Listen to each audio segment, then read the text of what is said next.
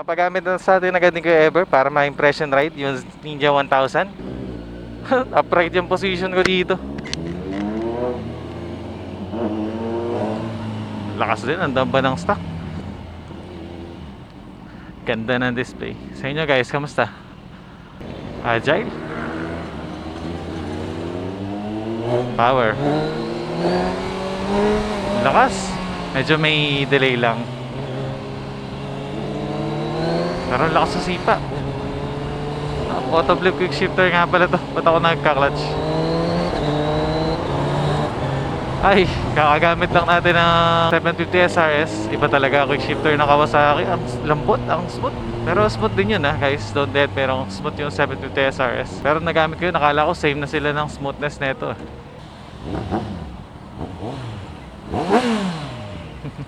Hindi ko pa nagamit yung auto flip. Ba't ako nag-rev match? Ang upright ng position, relax. Bigla-biglang sumisipa guys, lakas. Lambot ng preno, ng throttle, ng buttons. Second gear pull. Wow! Bam!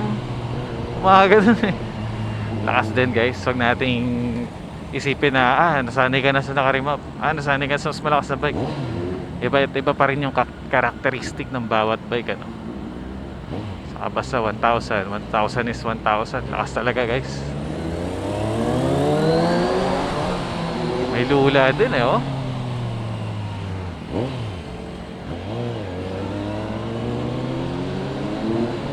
Ingay pala ng Z1 ko sa likod.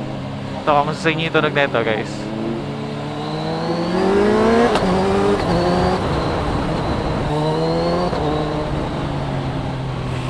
Yung sa atin naman, konting-konting piga lang.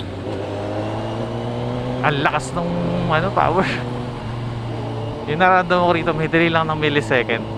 Tapos ang agile niya ang nimble gamitin.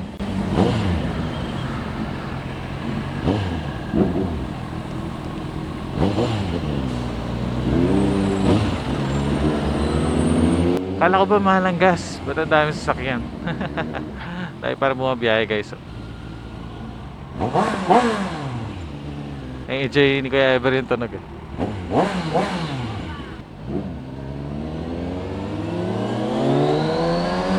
Nakakalula yung pagka-delay ng power. Biglang meron. Bigla kang para maiiwan. Napiga mo na yung throttle ng hub.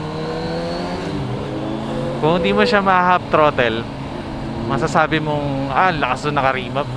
Parang dito sakto lang. Pero pagka kumagat na yung power niya, ayun, yun din naman yung binibigay ng power na naka-remap Mas smooth lang sa mas maaga. Sarap ng auto flip Ano kayang feeling pag na PMS na? Mas smooth na kaya? Compare ngayon na PMS pa lang siya, 500 auto pa lang now. Sarap ng quick shifter.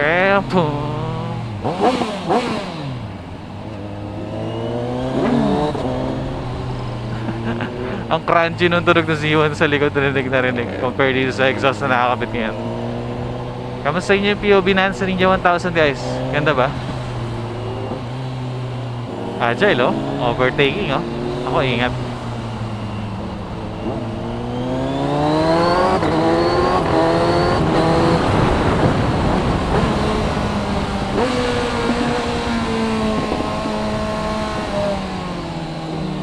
Yun ang masarap doon. Nako.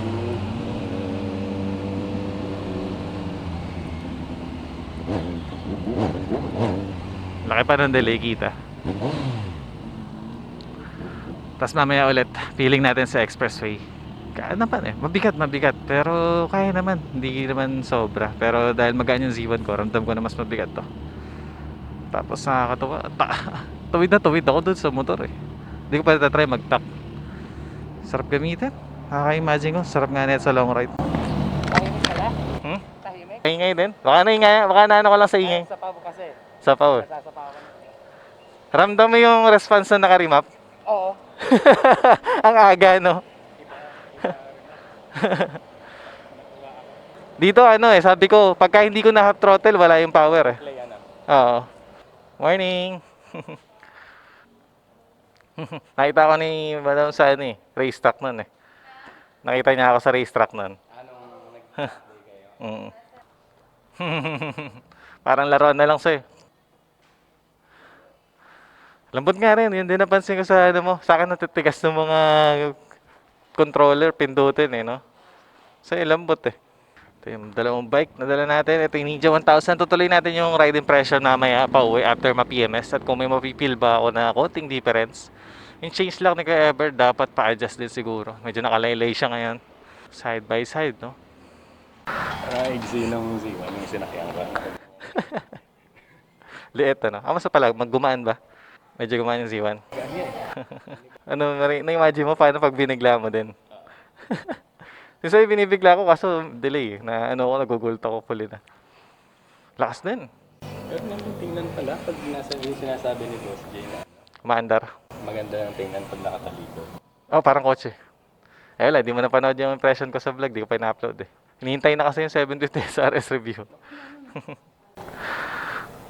Mas okay na na pending ka kaysa wala kang mic. Oo. Okay guys, iwanan muna namin yung Ninja 1000. Balik tayo sa BMW. Tapos tuloy natin review nun mamaya. Sige po, balik na lang po kami.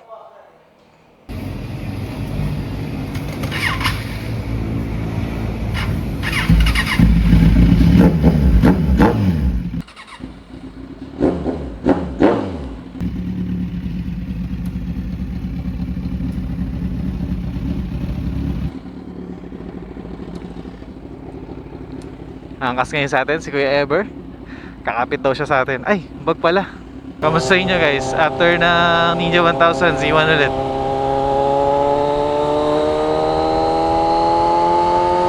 Itong Z1000 hindi pa TFT display, pero yung Z1100 na Z1, yun, TFT display na rin.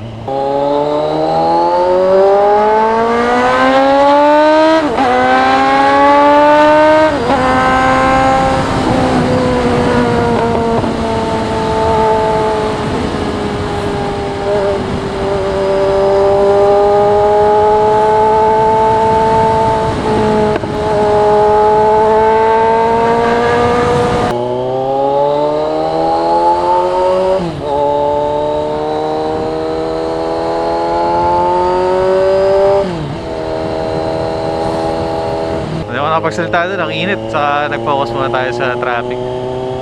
Medyo mas mahirap magmotor pagka may angkas guys.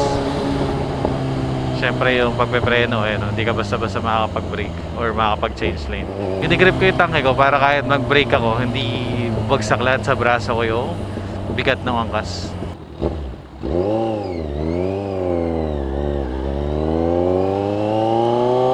And we're back.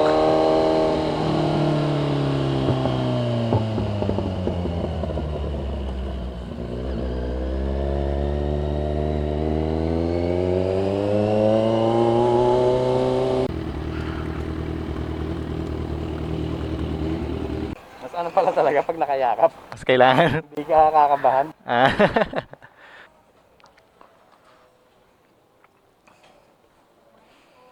Morning. Kaya ito kasama natin. Breakfast ride lang, okay na. Boss, ingat. Ito boss, ano? Daming followers, ah. Time check, babalikan na natin yung Z1, ay Ninja 1000.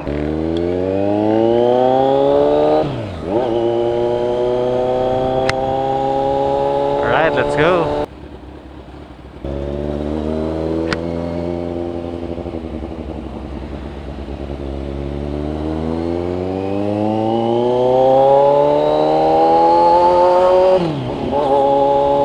Dami nangyayari sa highway na to eh, no? Dahil kasi tumatawid, saka lumalabas, kumigilid.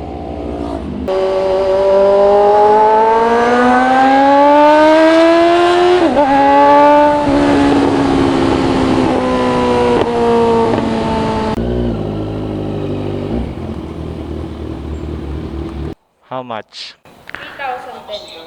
3,010. 3,010 para sa first change oil ng Ninja 1000. 800 daw po yung labor pagka hindi kasama sa pre. Pagka natapos na ilang pre ba yun? Tatlo, di ba? Bayad na. Ah, una lang pala libre.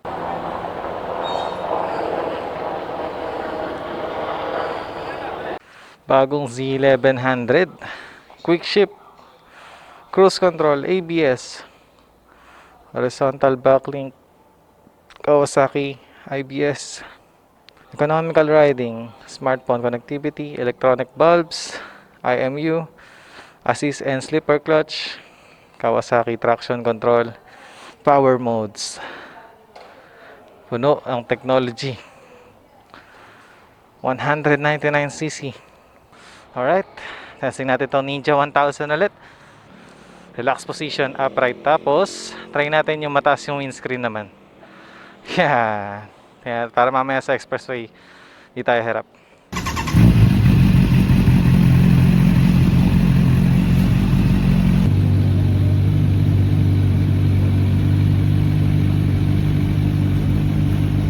Uy, sarap ng bagong change oil ah.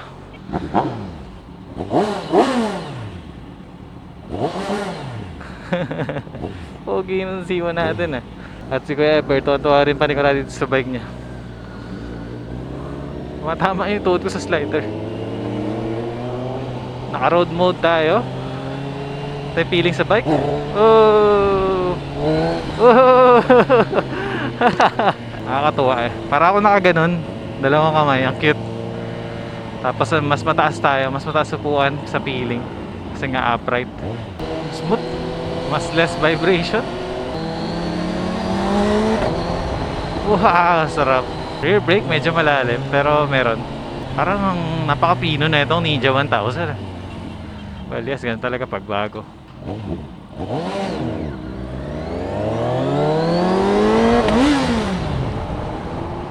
Neutral.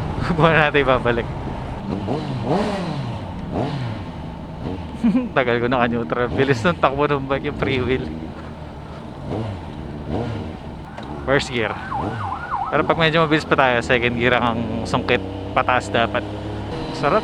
Pino. Tapos mas masarap yakapin yung tangke nito. Siyempre mas malaki. In that sense.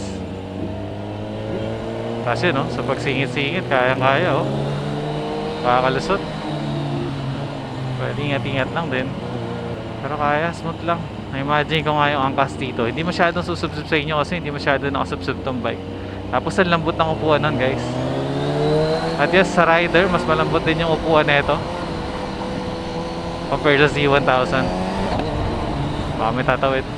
Yung braking niya lang sa harap, parang same nung sa 750 SRS. Sabi ko nga, sa Brembo, sa mga magagandang braking system or kaya yung mga nagpa-adjust, maganda yung konting pigaan nyo palang meron na. Dahil mga basta-basta tumatawid kung saan-saan. Kala mo hindi 4 lanes or 3 lanes yung kalsada eh. Uy, mas malakas yun. Ziwa natin.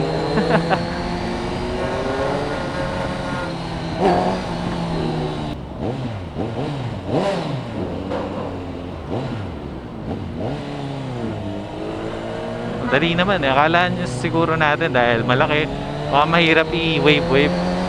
Yung mga malalaking bike, kadalasan, yun pa yung andaling iwas-iwas pag umaandar na.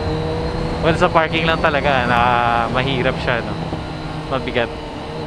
Pero pag umaandar, okay na. Sa mga nag-request itong Ninja 1000, ito na, finally, naka-experience din tayo, no? Same engine ng Z1000, ang Ninja 1000. Wow, parang lilipad yung pool. Parang medyo mas mahaba yung feeling ng kanyang RPM, pero same lang naman.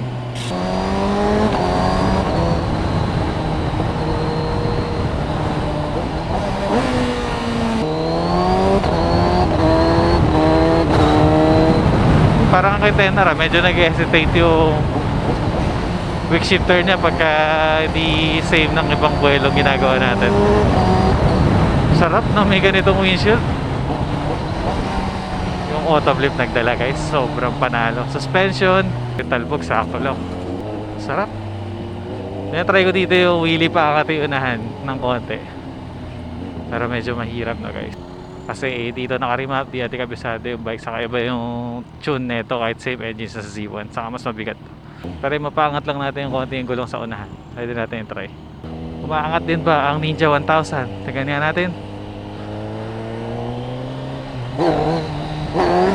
Maangat din.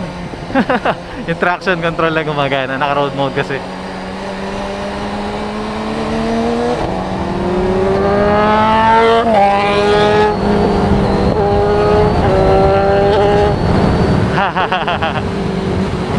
Sarap na may natataguan ng windshield.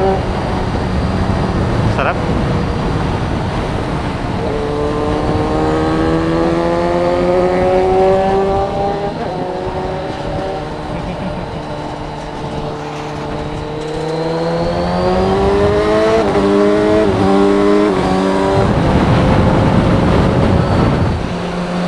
Sarap naman ng may wind protection.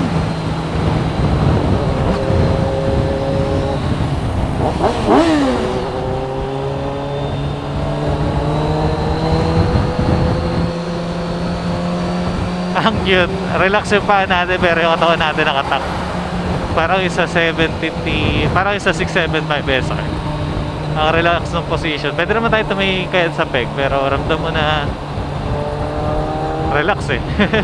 Kahit na yung mukuha eh. Uy, grabe naman tunog yun.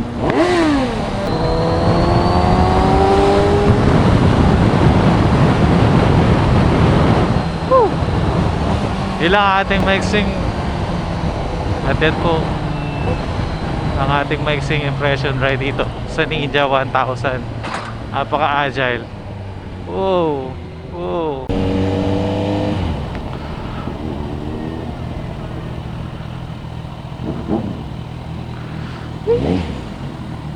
Dali ili ko. Ganda ng balance. Sana po nag-enjoy kayo sa quick impression ride natin sa Ninja 1000. Soon review din natin ang Ninja 1000 SX. At ito yung Z1000. Dito pa lang nagkaroon ng technology nung wala pang Z1100 eh. Ito lang. Yung may quick shifter cruise control. At iba pang tech kagaya ng TFT display. Yung R edition at itong walang R edition. Wala siyang tech, wala traction. Yun, para sporty tignan. Nagmumukha daw kasing Versys pag nakataas. Let's go. Take out muna tayo ulit. Pero this time, may bag na ako. Tatlong 135. Ikaw kaya bags mo? Pwede pahingin na lang ako sa supot ng spicy. Sa bahay ko na lang ilalagay. Parang gusto ko na ito isa. Ito kaya Bert, isa tayo. Pampano lang sa init. Sana po na-enjoy yung mga vlogs natin today.